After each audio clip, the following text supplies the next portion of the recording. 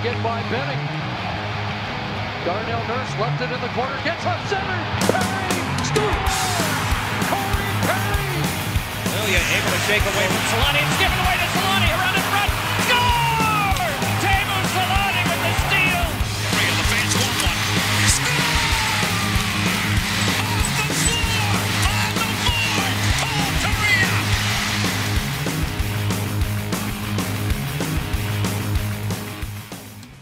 Oh, we got a tank. We got the tank going. The tank is on. It's happening, everybody. Pat and Jason running the show tonight. Eddie taking a break and forgetting to mute his mic as he ran the audio there, so we got a double intro going on, which is pretty tight. I was wondering why I could hear it, and then like halfway through I stopped hearing it, and I'm like, I hope that's all right. So good. It's all good, though. Well, everyone, thank you for joining the Tankathon special show. This is exactly the way. If you're going to lose and you're the Anaheim Ducks, this is how you do it. They lose the St. Louis Blues in exciting fashion. They played pretty well against a team that's been hot, but they lose 5-4 in literally 13 seconds in the third period with under 2 minutes to go. So exciting, fun, had a little bit of everything. We thought there was going to be some gloves dropped. Didn't quite happen, but overall, man, a good night. Yeah, I guess so. I guess if you're going to go to a free game and you're going to watch the Ducks lose, might as well be the way they did it today, like you said. So, yay. No, we had a good time, though. We got to meet up with a bunch of buddies, got to run into some of our listeners, and then, people from Anaheim Calling ran into Jake. So got to meet up with people at Noble with Jimmy and Keith and Chad. And Chad did. Chad did? Yeah, he's got two Ds. Chad did. I know. I told him I was going to chirp him tonight because he was secretly rooting for St. Louis. Whenever St. Louis scored, he did one of these. Yes. I was like, dude, you can't do that. You can't do that be public. Okay with rooting against the Ducks at the arena. Yeah. But, well, I mean, all of those Ducks fans that were there totally saw him do it. It wasn't that empty. But Ducks come up shorthanded tonight, lose 5-4. But hey, they're scoring goals, and you know what? To be positive, and I know that's not my forte when we've been talking about Anaheim this season, but the kids look all right, man. The kids look good. Troy Terry killing it tonight. 3 assists, 2 primary helpers. Had a beautiful feed over to Rakell on the one-timer on the power play. Max Jones continues to look like he's about ready just to explode and light it up, but just can't find the back of the net to save his life. Oh, he wants to blow up every stick that he shoots with. It's just not going in. Yeah, he's like, I'm going to break this thing right now. Yeah. Once again, it's kind of the same thing. It's just they're doing good. They're getting their chances. Terry's kind of helping cash in, and Max Jones is just that. He's just got to get that one goal. Once that happens, I see a whole lot of more goals going in after that. Yeah, he's got to get away from Ryan Kesler. Unfortunately, eventually he's got to be able to get a better center, and that's tough. Ryan Kesler, I talked a lot about him last night with Eddie on the other show, and it's like, as much as I've been hard on him this year, dude's a beast. He's a warrior. Played 1,000 games. It hasn't been easy for him by any stretch of the means. It's just he's at that point in his career where his body's failed him. It's not that he doesn't want to be a great hockey player, doesn't put the effort in. His body's just not there. So if we could get Jones on another line, I don't know, maybe with like a Getzlaf or maybe with Henrique again, and then we maybe see Jones break through. But he's still creating chances away from those guys, which is always a good sign. Yeah, for sure. Like I said, I mean, if you're getting the chances and you're looking for goal scoring, you just want chances. If you get as many as he's getting night in and night out, eventually they almost by accident will have to go in. The problem is the longer it goes, the more it becomes a thing, and it's a thing already at this point. So let's get rid of that thing and just start scoring some goals. That'd be helpful. So you got Gibby back in net tonight. Kind of a human start for him. He wasn't his normal superstar self. He's kind of wanted to take a break from wearing the cape, I guess, all season. He wanted to pass that baton along to guys like Troy Terry. But the forward lines, the way they stacked up tonight, Kevin Waugh, Ryan Getzlaf, Corey Perry, Rikard Rakell, Sam Steele, Jakob Silfverberg, Richie, Henrique, Terry, Jones, Kesler, Rowney. So you got a little bit of youngin mixed in between all those lines pretty much, right? You got a goals player on every line. So that's a look we weren't really sure we were going to see going into this season. So And but at this point, why not? I mean, just figure out who's going to work, who might work as far as the pairing goes next season. Because, like I said, I mean, there was no way going into this. Even if they won 15 in a row prior to this, they'd end the season with 91 points. Last team to have 91 points and get in a playoff spot was back in 2013-14.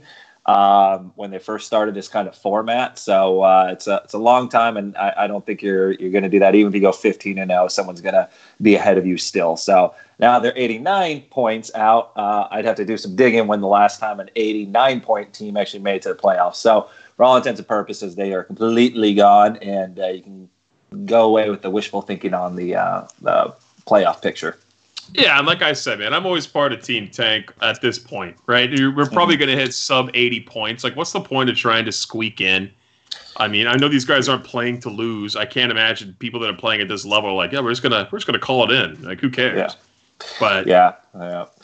It's the same thing as like, yeah, as a fan, it's like, it's probably better if you tank enough and get that chance at a really high draft pick, but at the same time, for me, it doesn't matter one way or the other. They're going to lose a certain amount of games. Where they finish is where they finish, and I don't want to see them call it in. Otherwise, it's not worth my time to cover them or watch them. So, yeah, that losing streak was so much fun for you, wasn't it? It was a blast the whole season.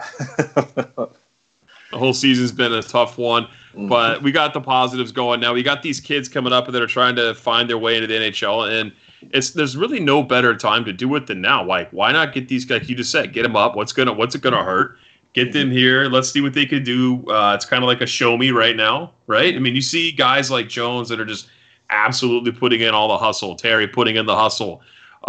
It's nice to see Steele getting involved in the play. He got an assist tonight, which was good. He got the helper on Megna's goal, getting his first NHL career goal. Mm-hmm. So it's nice to see these guys kind of fit in before training camp and summer comes around. So they got a few more games here before I would think Bobby's going to be nice enough to send them to the goals so that goals team has a nice playoff run.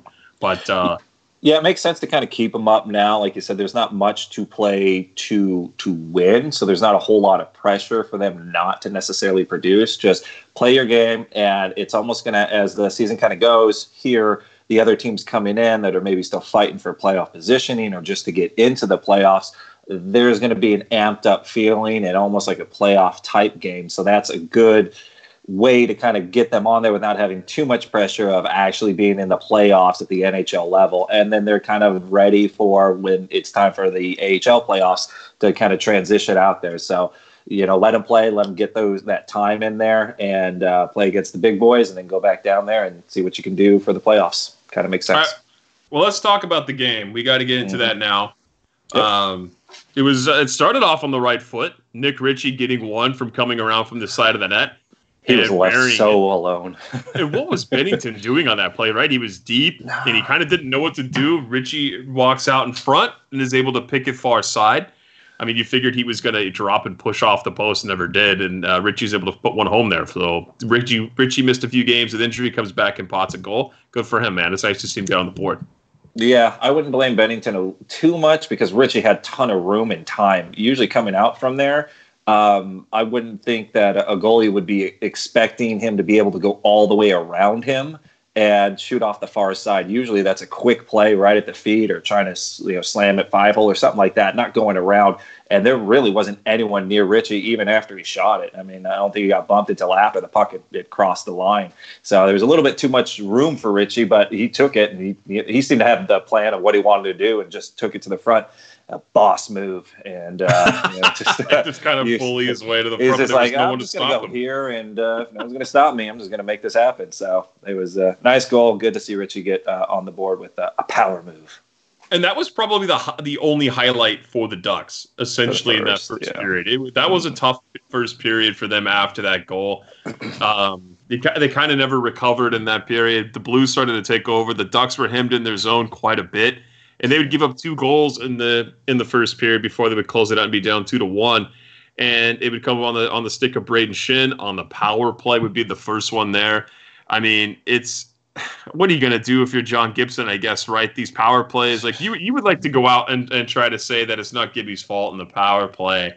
But I would like to say you kind of have to be a little critical of Gibson in this game, and I would more or less kind of lean on the third one by Robert Thomas. But when we were at the game watching this play, it was kind of like the Blues were able to get set up. It just swung around the point, and it was a long shot through traffic. So this one's kind of a toughie for Gibby to see coming through. But either way, the Blues were able to tie it up on a penalty, actually on Jaycob Megna. Yeah, it's difficult. The way St. Louis played the whole first period for the Ducks was definitely lackluster. They seem to be behind a step, even 5-on-5. Their new style is to play that, in tight, let the play outside happen. But it seemed like the Blues were able to kind of move things around, kind of pick things apart. And especially on that power play, they were making good passes all the way around. And whatever the Ducks were starting to do defensively on the penalty kill was definitely being broken down. But there's a lot of side movement. You do that for a goalie, it's going to be kind of tiresome to go back and forth, try and get set, try and down, up, moving. And you do that long enough for an extended period of time, especially on the power play when there's that extra man always lurking around somewhere, they eventually start going, and you'd hope the goalie can bail you out on it. But the penalty kill did not look strong, and they didn't really learn their lesson because they ended up taking quite a few penalties in the beginning part of that. And their front net presence, man. I mean, that was really evident to me on the power play. Is they had a big body, whether it was Maroon or whoever else was in front, was really just kind of taking the eyes away. Even not necessarily on shots, just passes. Sometimes you lose those passes with big bodies in front. Yeah, and then the second one was one where the Ducks completely backed off. Like Holzer had O'Reilly along the wall. O'Reilly was able to come off the wall, walk all the way to the center at the top of the circle, and then absolutely blow it by, or as I've been calling it, like buzz the tower, right? Like going right by Gibby's head. It was a snipe though. It was top shelf, and they had Shin in front of them. That one I can't fault Gibson on whatsoever. I mean, what are you going to do there? And all of a sudden now it's a 2-1 game for St. Louis. Yeah, and like I said, it's back-to-back games. They're a little slow out of the gate. Sometimes that happens. But it was evident that St. Louis is a more rested team. I think this is the Ducks' third game in 4 nights. But St. Louis is playing great hockey. They're just a few weeks past their 11-game winning streak. So this is a team that's propelled themselves into a playoff spot, probably a division spot, but they still got to get these types of wins, and they definitely showed up and looked like they were clicking really well. Yeah, and I actually want to go back and I looked at that second, the first goal by St. Louis, and it was actually they're saying it was deflected by Braden Shin out of midair. So yeah. I apologize, John Gibson. No, he was very average. Very. I mean, I would say on the third one is the one I didn't like by him. Thomas was able to squeak that one through the arm and the body, and that's it is what it is. Your goalie's going to give that up, but I think the penalty kill, like you said, was pretty soft for the most part. But that doesn't help your goaltending situation whatsoever. But then the Ducks would forge a comeback, and I mean, it just seemed like all of a sudden there's life in this team that came out of nowhere, right? I didn't expect it after being down 3-1. Yeah. I think there was a moment that it kind of happened towards in there where I think it was towards the end of it was in the second or close to the end of the second, where Corey Perry got dumped in front of the net, and they ended up getting a power play opportunity. But we kind of saw it because it was on our end, where him and Bennington, the goalie, they were kind of going at it, definitely getting in there. Bennington, actually kept skating and following Perry almost to the side boards, and the refs had to hold Perry back, and no one was really holding Bennington back. So after that, that was late in the second. The Ducks get a couple more and actually look good to go.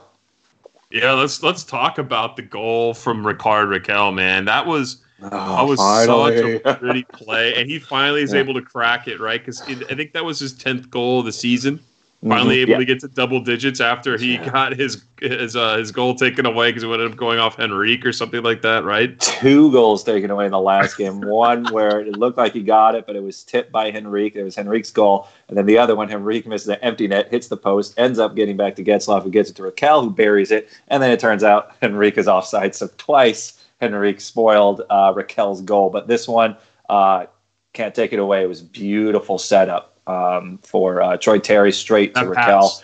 The cross ice players through sticks, and then Rakell that made just off the knee, right, in the OV spot. Yeah, in the OV spot, able to bury it. Yeah, two good things about that happened was Troy Terry, he had a little head fake right before he made that pass, like it was still going to be a shot. So he had a head fake that kind of freezes everything for a second and then makes a hard pass to Rakell. So the head fake's one. Second thing is Rakell didn't wait, just buried it. Didn't even if it wasn't, a perfect home run in your wheelhouse, just get it to the net. The quicker you can get it to the net, the less time everyone has to try and get over or try and get set. So it was two good things happened, but that head fake by Terry really kind of froze Bennington and a lot of the penalty killers on St. Louis. Just a much more confident Troy Terry, right? This stint with Anaheim than last. It's just what a difference. I remember seeing him at the end of last season, and we were kind of like, oh, I don't know, man. Like all this talk about this kid. Yeah. And then we saw in the beginning of this season again under Carlisle, we were just kind of underwhelmed. We're like, well, I don't know what's wrong with this guy. All this talk about how good he is, and then you and I saw how great he was at training camp when we went and watched. And then to see him come out now after we've talked about it before. He goes down to San Diego. Dallas Eakins is kind of like the good guy coach, right? He's just like, I'm not going to bench you. Go screw up and do whatever. You're just going to play hockey. So he got to play hockey, and now look at the guy, man. He's killing it right now. He was killing it with the goals. He went on that crazy hot streak earlier this season. Now he gets called up to Anaheim, and he's finding the back of the net or assisting in his way to the back of the net there. Seems on a much more consistent basis. So I think it's just a great sign for the Ducks. Yeah, so if he could just kind of rub off a little bit on Max Jones, just a little bit, maybe give him a little nudge to get that goal scoring going, and we'll all be a lot happier. But Troy Terry is definitely a different player, and he's been doing it.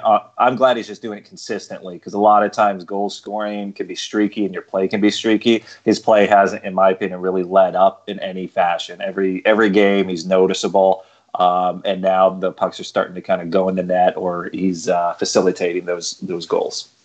And now we got to talk about the biggest goal of the night, of course, goes to Jaycob Megna getting his first NHL goal of his career, which is cool. It all started out with a great play through the neutral zone. Puck goes up to Steele. Steele tips the puck to Silfverberg. Silverberg's able to bring it in across the line, and he ends up finding Steele again along the wall, and then Steele's able to find Megna up all alone at the point, with just a ripper of a shot, man. Goes high blocker side on Bennington, who had no chance in hell of stopping that. And that's all she wrote. We got a tie game. Yeah, that was a good one. Megna and Holzer, both coming off of the bench. They had been changed behind the play, so that kind of set up down low and then back up high. He comes right across the blue line, and the Blues didn't quite pick him up quick enough, and it was a great time to go ahead and shoot. I've been really impressed with the way Megna and Holzer have played as a third-line pairing. I mean, you have kind of those other guys have all been playing really well too, but in the last few games, I've been happy with them as a third line. Not the greatest. Not the greatest. I'm not saying they're 1-2 or they're 3-4, but for 5-6, I like the way that they're playing. If Holzer could actually get that hip check working, because I think he had two attempts and misses. 2 hits. If you can get that down, it would be very nice. It would harken back to the old number 5, Vishnevsky, and see if he can start getting some real good hip checks going. But at least he's trying. You might want to connect on those a little bit. A bit. Maybe time it a little better. Those ones out just for a second and connect on that. Yeah. Then we got to get to the fourth goal, the Henrico on one that, I mean, my God, Bennington, I don't know what the hell he was doing there. A point shot comes in, and he does the most asinine thing possible, right? He leans down to scoop the puck, scoops the puck, and just goes up. And so next thing you know, he's in the top of his crease, puck falls 5 feet out. He reaches out to go to grab it. Now he's way out of his crease, and there's a mad scramble. There's 3 Ducks in front of the net. And he's searching for the puck, and somehow Henrique gets it in his feet and then shoots the puck, and it goes through a St. Louis defender who was trying to play, Bennington's position. It goes through his legs and into the back of the net. Henrique's getting on the board his 14th of the season. Just, I mean, all the time in the world there, and is able to find it in the most difficult way possible to bury it. But yeah, well, I just don't understand why the St. Louis defenseman couldn't play goalie right. All I've ever heard from people who don't play goalie is all you have to do is drop, and that's all goalies do. So, that's all. I don't understand how it scored. I still stand with that.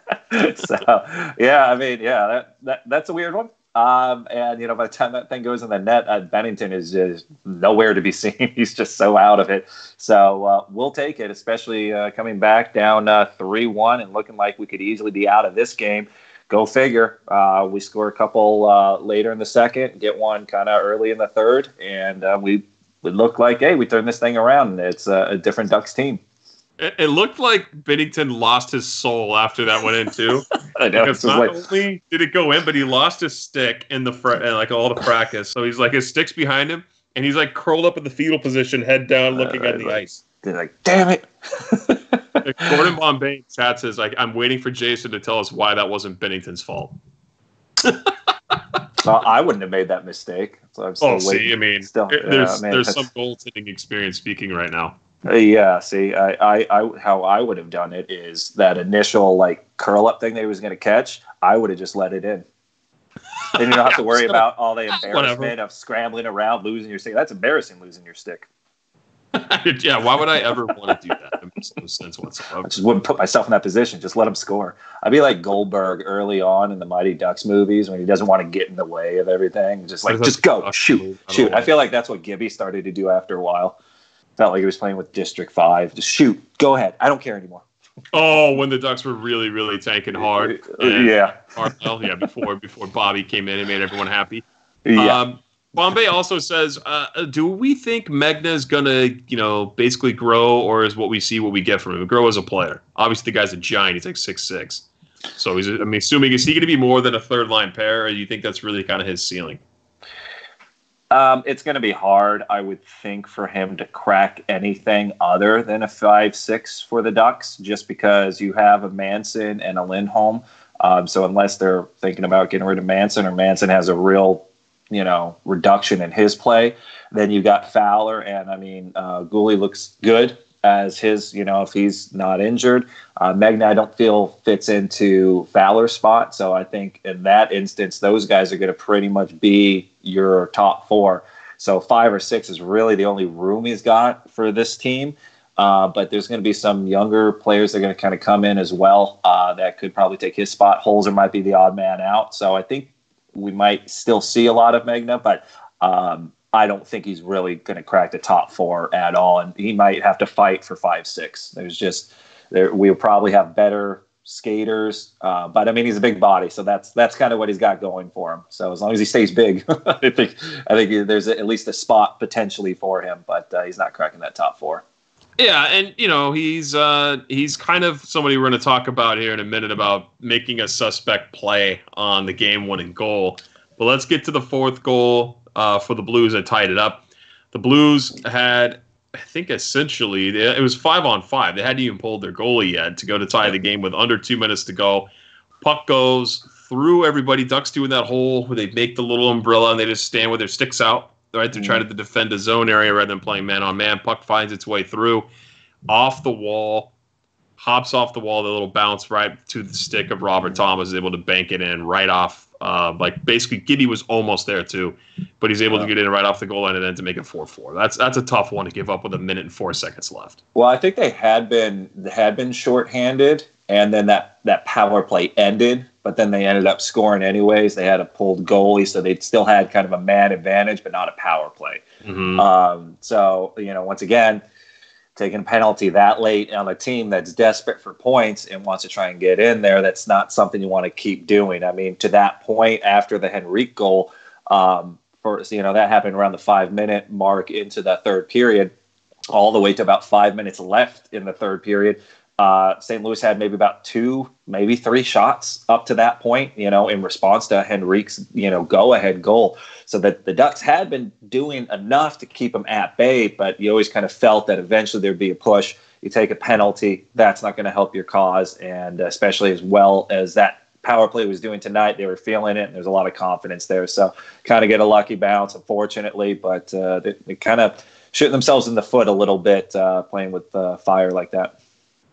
It's a tough one to give up, and honestly, it's like the goal that tying goal. So you have your Lindholm line out there for that one, and so you kind of have to give those guys a break, and that's what put the Ducks in a tough position there, because over the boards on defense. You have Jaycob Megna is able to come out and play towards the end of this, and he takes the puck off the half wall on a play that gets dumped in and just throws it up off the corner on a play where he's able to get to it. Yes, he's being pressured, but as a defenseman, you are always told, and I mean, obviously I'm not a pro, but just from what I've been told, and I've seen NHL players do who are way 1,000 times better than me, you don't take the puck on your backhand and wrap it up the boards. He had a clear path behind the net. Instead, he dumps it up the wall. It goes straight to Braden Shin. Shin, what's he do? Finds Parayko on the far side of the point all alone. Parayko with a hell of a play, thinking he's going to do the slap pass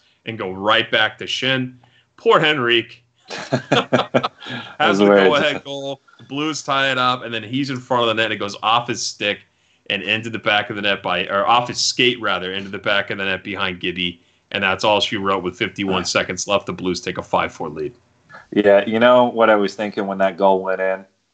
Not how mad I am about the play here or there. It was just like the only thing I thought of was, of course. Yeah, of course that something was going to happen. Something was going to be dumb, and enough of those dumb things happen in a row, and it's going to basically screw us over. And of course it did. It's just like at some point you're just waiting for it. It's just so tough, and it was Pietrangelo, not Parayko. But it doesn't matter either way. It's just disappointing to see that in that way. Unless you're me and you like to tank, then you're kind of like, well, it was a fun game. Yeah. And it's like I was trying to explain at the game to Brian. Our friend Brian was with us, and I was like, dude, I hate when the Ducks lose. I'm a huge Ducks fan. I don't love watching the Ducks lose games, but if they're going to lose and lose in exciting fashion, at least play well. Like the streak they went on where they were losing every single game, it became comical at one point because it's like we just can't score, can't skate. Our goalie's given up because he's tired of getting bombarded night in and night out. What are you going to do? It's just laughable at this point. Yeah, I mean, when there's no effort, no structure, it's just a peewee team playing against professionals. So it's like that South Park episode where the peewee hockey players end up playing against the Detroit Red Wings and get stomped like 62-0 or something like that. That was the season early on. But now, even in the losses that we have, at least most of them, at no point does it look like they're a defeated team. There's always the chance. I mean, they could have been a defeated team down 3-1 on back-to-back nights, playing more rested, a hungrier for the playoff team. And they came back, and with the exception of that last minute and a half of the game, they were winning. I mean, they could have won that. So, I mean, I never like a loss, even if, it means a higher draft pick because the playoffs are out of the question. I'm still not one that enjoys that, even for tanking purposes. I don't. But like you, if you're going to lose, at least show me that you tried, you put in some effort, and it was worth watching. It was worth putting money down to go see it or worth my time to watch it. I just don't want to see a purposeful tank and putting in crap players and expecting them to do a whole bunch of stuff that, they're not going to be able to do. So even though a loss, a little bit closer to maybe a higher draft pick, at least it wasn't a give-up effort. They tried. Yeah, no, I agree with you on that. Bombay even said, too, he's like, hey, seeing Rico slam his stick at the end of that made him sad because Henrique was so pissed. The game ends. The game's over. There was still 51 seconds left in the game. Oh. And the game ends. Rico starts skating to the middle of the ice, and he's barking at somebody. The broadcast, I couldn't see who he was yelling at. He was literally yelling at somebody on the Blues, it looked like, on the other side of the ice. Skates straight to the bench and one-handedly tries to snap his stick on the bench, and it doesn't break. He's pissed. It just goes, can't even do that. Goes right off into the locker room. Yeah. When someone that pretty gets upset, I just want to hold him and hug him and tell him everything will be okay. Everything's going to be just fine. You'll be fine. It's just, But it's tough for a guy like that who doesn't have looks or lots of money or gets to play hockey. I feel bad. For a living? Yeah, it's a tough life. You can just sign a ridiculously long deal where he maybe got a little too long on the contract side of things. I got to ask you, man. I asked Eddie this yesterday because it's one of his favorite players, if not his favorite player on the current iteration of the Ducks when he was in his prime. Me? Oh. Yeah, of course. But Corey Perry.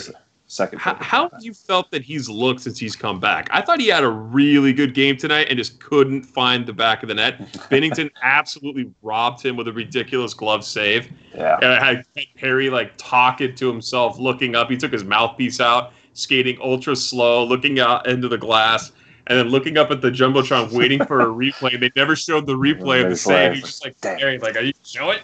But he's come close. But how do you feel that he's been playing his past 17 games since his return? A lot like I felt after the first couple of games. Like he needed the first couple of games to kind of get back to himself. He's been doing awesome things like around the net, in tight, and that stuff he used to do well. And he's really kind of had lost that touch. I'm seeing that again. He doesn't have a problem getting in front of the net. He doesn't have a problem getting in the goalie's face. He's getting those chances. He's actually making dekes, and he's beating people one-on-one, which I haven't seen in years from him. So he's doing a lot better than I would have anticipated him doing. I wasn't too confident that coming back, missing that much time and really kind of coming back from that injury was going to all of a sudden make him a better player. But I'm seeing him kind of where he was maybe about 3 seasons ago before we kind of saw a really steep decline in his play. The fact that he's getting around the net and he doesn't look like he's really missing a step and he's getting in there and he's engaged. I love it. I'm happy with it. Not $7.5 million happy or whatever it is, but almost it's over 9, I think, or just about 9. It's about 9. So fine. 8. I'm thinking of Kessler. I think. 9. Yeah. So. It's not quite that happy, but I mean, I'm happy that he's the way he is playing. I've been impressed because it could have been a real easy way to just have a regression and never come back. I'm interested to see what he can do with the full season and this type of structure or system. I think it's been kind of tough for him too, just a little getting back into the mix of things, right? He come into just an absolute, for lack of a better word, shit show of a team and a season where people have kind of just, given up on their coach, and this team has seen so many injuries, and there's kind of turmoil as to what's going on. The fan base is upset, yada, yada, yada. You can say all the stuff we've been talking about forever. At the end of the day, you're a professional athlete. You get paid tons of money to come in and play a sport, so you need to perform at the end of the day, right? But we also know Corey Perry's at that stage in his career where we can't just expect the same Corey Perry we saw during the hard season or even a few years after that. So I get it, but I think he's played pretty well. He's gotten some high-danger chances, like you said, in and around the net. He was ready to take off Binnington's head tonight and the crease was pissed. I wanted to see that happen. I love that kind of Corey Perry, the little gritty sandpaper guy who likes to get under your skin and talk trash. So hopefully he was trying to rip the stick out of his hand too. It was funny. It was like, give this to me. This belongs to me now. It was good to see kind of that fire in there. I was really hoping that he would do something kind of just to, mess around with him like he used to do with Quick all the time. Oh, he would always tick off Quick. We were talking about that up there. I was talking with Chad. I'm like, remember when Corey Perry dumped water? I think it was in Carter's glove. Carter or Justin Williams? I can't remember. One of the two. Yeah, it was Carter. I think it was Carter. Yeah, Carter seems like such a nice guy. Yeah, he just always seems like a nice dude. And of course, Perry's like, I'm just gonna fill you a glove of water there, bud. Hope you like that. I still like that one. And then when he skated by Semin and took his stick right out of his hand right before he was about to jump on the ice. Remember? Oh, when he's sitting on the bench and just comes right out. Yeah, he's sitting there, and then Corey Perry's going for a line change. Just takes the stick right out of his hands and just takes it with him onto the bench. And the guy's just sitting there going like, what the hell? And then it's like his shift, so now he's got to stop complaining because no one saw it. He's got to try and grab a new stick and try and jump. It's just funny little agitator things like that is hilarious to me. So, him sticking his nose in there and looking for a fight, especially with a goalie that can really kind of throw teams and goalies off. And it kind of worked. Like I said, after that, the Ducks scored 3 goals in a span of 8-9 minutes over the end of the second, beginning of the third. I mean, so Corey Perry, he's only played, I just brought up a bunch of his stats. He's played 17 games since his return, averaging 16 minutes a night. And this is not just 5-on-5, it's total. He's averaging 7.7 shots every 60 minutes he plays, right? Yeah. So that's what he's averaging. And around his career average, and this is a small sample size for him this year, but he's about 8 the last 3 seasons, 9 the season before that, and then 10 back in 2013, 2014, where we were kind of seeing peak Perry. Yeah. And his shooting percentage is going to go up. I mean, he's shooting at like a 5% right now. It's just not happening for him.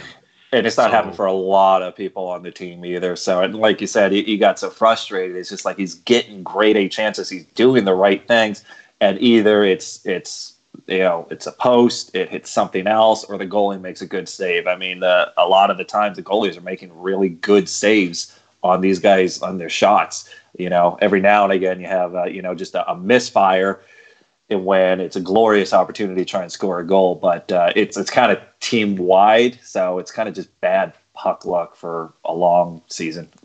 It's been tough for them, totally. Now we got to get to the curious case of Daniel Sprong. Oh, very interesting what's going on with this kid, right? He gets benched a bunch. He comes back. He was benched tonight. He missed the entire third period yesterday. So he's not been playing a lot of hockey, even under Bob Murray. Have you seen anything in his game that kind of makes you wonder, or is it just more of like maybe he's just not fitting in? I don't know. I've been trying to key in on what he was doing wrong. I just didn't see it. I know he's not bearing his chances, but what's your feeling on Daniel Sprong? I'm not quite sure, because when I see him, he's quick. He creates offensive chances. There was one game a couple of games ago where he made a quick power move. He got a chance, at the front of the net, but he was so quick and beat the defenseman. Once again, I can't remember exactly what game it was, but I saw that and I go, oh wow, there's some speed, there's some one-on-one skill, and he created a high danger chance, out of kind of nothing, all on his own. He got in a little too tight on the goalie and kind of ended up not getting a real great chance out of it. But so from an offensive standpoint, he's kind of exciting, but he doesn't make anything overly bad as far as passes or decisions that I can see. Any more than anybody else does on the team, or when the team's not quite clicking, I can see bad plays from a lot of people, him included, but also others. So I'm confused exactly why they kind of get him in, then they kind of take him out, and and then they bench him for a while. This might be a good question for us to ask Bob Murray. Oh yeah, we're having breakfast with good old Bobby on. He's going to sit down, just you and me, an exclusive, Forever Mighty breakfast with Bobby. So we'll call it breakfast with Bobby. I hope they have bacon in the pancakes. I hope that's a pancake breakfast and they actually crumble up bacon and put it in there. I'm hoping they do that. I want mimosas. Mimosas. Yeah, we want to do that too. Bottomless mimosas are goody. Yeah. So hopefully, I know Bob listens to the show. He's definitely going to be making sure that things are great here. And I'll make sure I comment on how red his face gets when he's on the ice too. I'm sure. Wait till he's had a few mimosas before you start insulting the dude. Yeah, and Bombay says breakfast with our overlord. Yes, it's going to be a supreme overlord breakfast. So let's see here. Well, what do you think about Sprong? What's your opinion? I think that there's got to be something with the kid that just doesn't fit in on the team. For him to get benched, it's an attitude or something. Like I don't know. That was a rumor coming out of Pittsburgh about him. And then he came over here and he performed right away. And then Pittsburgh's like, oh, we knew that we lost out. We got this Pedersen guy from the Ducks. And Pedersen's kind of worked out for Pittsburgh. He's played pretty well there in his short time so far. He's definitely, as far as I know, not getting benched. But Sprong, I mean, it's kind of tough for him too, man, because these kids that are coming up also have been playing really well. So I don't know if it's just a matter of him just being outplayed. Like, he's not necessarily doing anything really bad, but he's not doing anything above what these other guys are doing. So, I don't know. I don't know enough about how to play defense as a forward. So I really couldn't tell if he's making like easy mistakes, like he's making those mistakes, and they see it, but it's one of those things that maybe I don't see. So I don't know. I'm not 100% sure either on what he is or isn't doing. I just know that he's probably not well liked by the coaching staff if he's getting benched and then not playing. It's just that's what it seems like to me. It could have an attitude problem, yeah. Yeah, maybe. And then there was also rumor that has come out, or Bob McKenzie had talked about it during the intermission with the Ducks. He came out and said during the intermission I'm trying to think of what channel he came out and said it on, but he comes out and says that Dallas Eakins is the front runner for head coach for next season for the Ducks. So that's kind of something we've expected, right? I mean, I know we've all been kind of hoping for Rikard Rakell just because, we had a chance to talk with him. We like his style, everything you read about the guy. And then there's always the the Swedes in Anaheim that we just kind of make that connection. He's just automatically going to want to come here, and that the Ducks are automatically going to want him here. But how do you feel about having a players coach back in Anaheim? I think it's great. I think Eakins did his job, everything you wanted him to do with the kids down there. Since we are kind of doing more of a youth movement anyways, kind of makes sense to get more of one of those player coaches, one that's going to let you make mistakes. Because let's face it, you get to the NHL level, you're going to make mistakes. That's going to happen. So better to have, a coach in there that'll allow those mistakes and kind of help you learn from it at a younger age of player versus a Randy Carlyle type where if you screw up or you try and do anything out of the rigid plan he has, you'll find yourself benched, barked at, however he handles you is going to be the way. And that's not necessarily great for a younger team. Might work with some older veterans and maybe need a kick in the butt every now and again. But I like it. Our ideal plan is that we get Rikard Rakell to play for to coach the minor league. I'm willing to give Eakins that chance at this, this shot at playing at the NHL again, see where we can go from there. And that way we don't lose out on Gromberg, but we also give Eakins that chance that I think he deserves. Yeah, I mean, and like we've talked about it before. We ranked our coaches in one of our Patreon shows, like who's going to be the top, coach to come to Anaheim when all this stuff was going on with Randy Carlyle and all the mystery of what they were going to do. But he deserves it. He just does. He's been in the system. He got basically dealt the worst hand possible in Edmonton, right? He was a highly regarded coach coming up from their system, gets handed this garbage team, and then fails. We'll go figure, right? And I think this team has enough of the young tools that are coming up in the system that they should be able to figure things out if they play their cards right in the offseason here, maybe even the following offseason with kind of a retool. And it'll be nice. It's a familiar face, and then you go from nice guy Brucey to hard ass Carlisle back to nice guy Dallas Eakins. And then the best part about it is we're not recycling an old coach from someone else's team in the NHL, right? Which is what everyone does all the time. Yet. Right. I mean, what if they hire the Planet? They get Ken Hitchcock here, or it's like they get Guy Boucher from the Ottawa Senators. Wilson fired. You're like, God. Yeah, they'll probably go Ron Wilson, Pierre Pagé. Try to get to all the Ducks coaches in the past. So that would be the worst. Craig Hartsburg comes back. No, that's not good either. Why would we do such a thing? Yeah. I wouldn't mind the Walrus. I'm fine with the Walrus coming back, maybe.